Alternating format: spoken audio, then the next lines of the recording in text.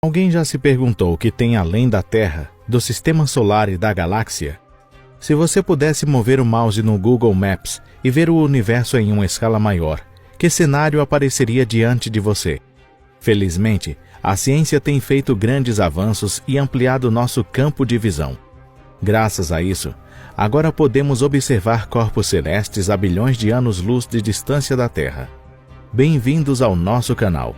Já chega de introdução. Vamos partir para uma viagem especial muito distante e ver o universo em grande escala. Estão prontos? Então vamos começar.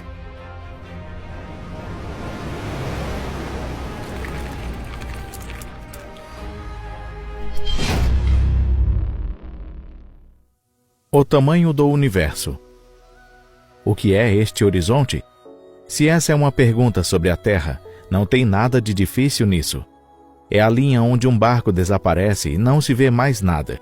Mas e se quiséssemos procurar uma fronteira no universo como um horizonte?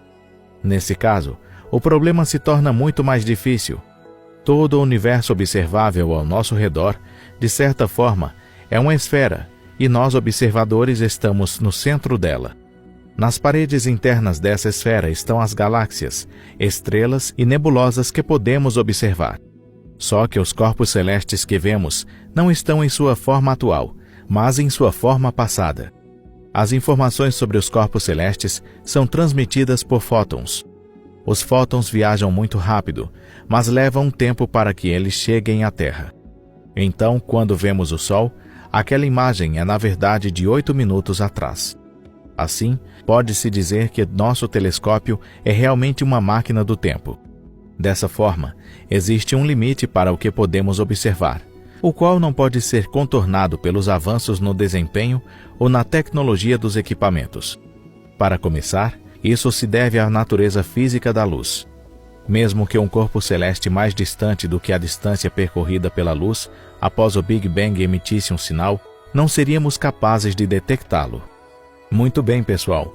Estamos entendidos até aqui? Agora vem a parte divertida. A história do nosso universo começou há aproximadamente 14 bilhões de anos atrás. Isso significa que só conseguiremos observar objetos dentro de 14 bilhões de anos-luz da Terra.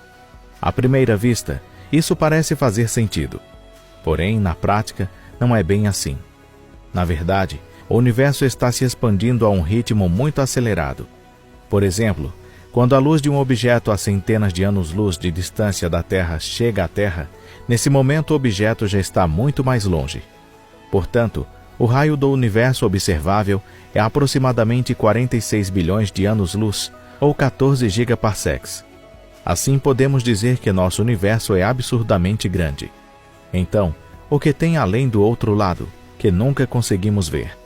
Não sabemos a resposta dessa pergunta e provavelmente nunca vamos saber. Pode ser que tenha galáxias e estrelas com as quais já estamos familiarizados, ou, igualmente provável, que tenham pôneis da cor do arco-íris correndo por todo lado. Nenhuma dessas teorias pode ser provada ou negada. Claro que, devido à uniformidade do universo observável, convém supor que a primeira está mais próxima da verdade. Mas também é sonhador demais pensar que existem pôneis. Filamentos galácticos e vazios. Se viajássemos dentro de uma bolha do universo observável, o que veríamos por lá? Tudo nesse universo está reunido em grupos. Planetas orbitam ao redor de estrelas, estrelas se juntam para formar aglomerados de estrelas, e outros aglomerados formam galáxias. Se o universo for comparado a uma casa, as galáxias seriam os tijolos utilizados para construir a casa. Existe uma quantidade inimaginável de galáxias no universo observável, cerca de 2 trilhões. Não é tão fácil encontrar galáxias solitárias que não pertençam a lugar nenhum. As galáxias se juntam para formar estruturas maiores, chamadas de aglomerados de galáxias. Dentro de um aglomerado de galáxias, existem dezenas ou milhares de galáxias e grandes quantidades de gás interestelar fino. Mas isso não é tudo. Os aglomerados de galáxias criam estruturas ainda maiores, chamadas superaglomerado de galáxias. A nossa própria Via Láctea, juntamente com o grupo local de galáxias, faz parte do superaglomerado de galáxias Laniakea. Esse belo nome, Laniakea, significa céu imensurável em havaiano. Não poderia ser um nome mais apropriado, mas mesmo Laniakea não é o maior dos superaglomerados.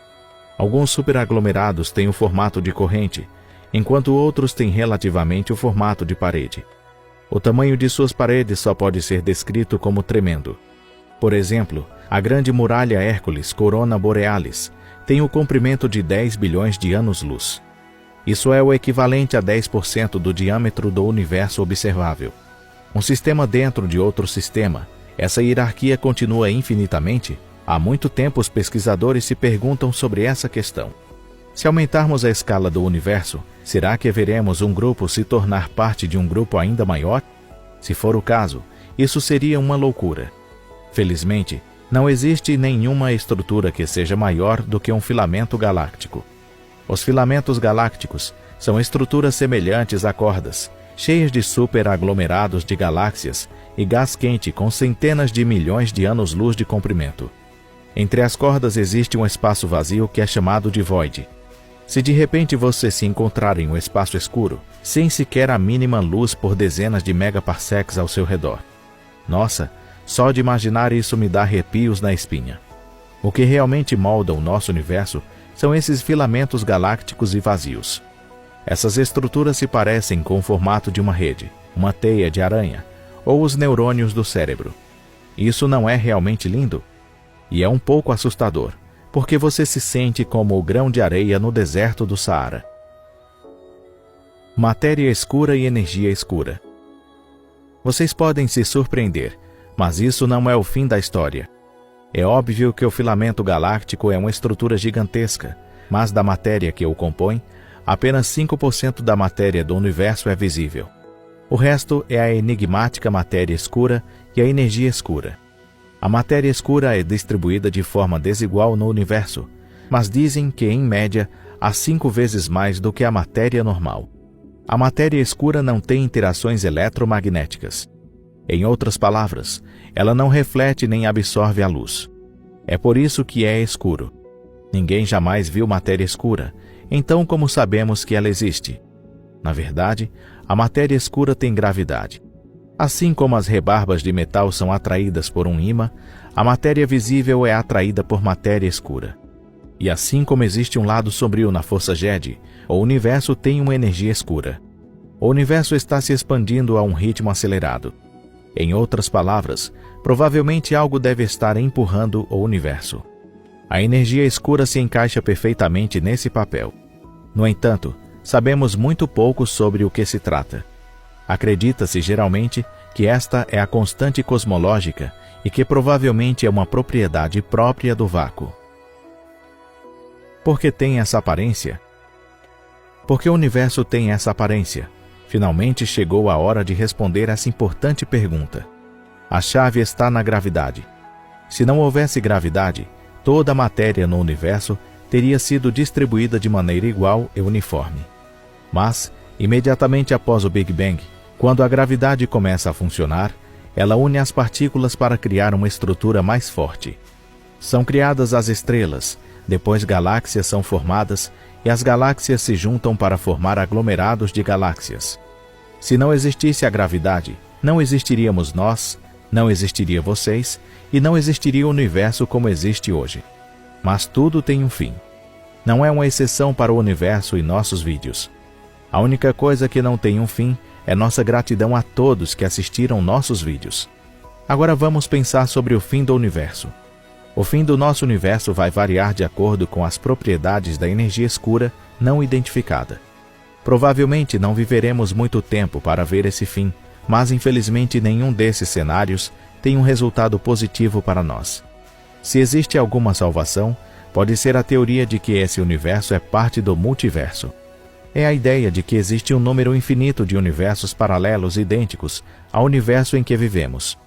Sim, você também pode se surpreender ao saber que não são só os cartomantes e os xamãs, mas também os estudiosos discutem sobre essas coisas.